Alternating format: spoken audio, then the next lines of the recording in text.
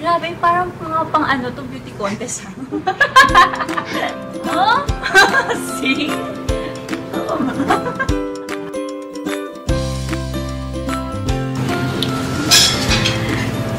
Your life's proudest moment.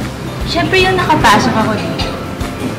Yun, isa sa mga naging proud ako na, alam mo yun, meron kong responsibility as an endorser ng MSE. Hindi ka rin naman basta pababayaan mo na lang yung katawan mo, lalo na yung intimate apparel yung inire-represent ko. So, dapat alagaan ko rin yung katawan ko. So, proud ako na nagiging responsible ako as an endorser.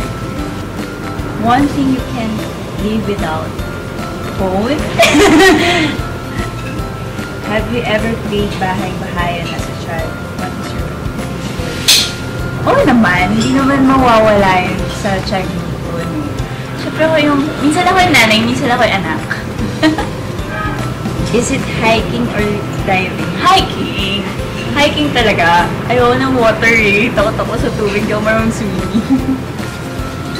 Sexy abs or sexy brains? Pero pareho na lang. Makukuha mo naman lahat yun, di ba? Kapag sinabing sexy ka, may abs ka. Hindi sexy brain. What is your best childhood memory? Alam mo yung pinaka-best, siguro yung mga laro sa labas, sa kali. Kasi ngayon hindi na siya uso, hindi na alam ng mga kabataan ngayon yung mga ganun laro.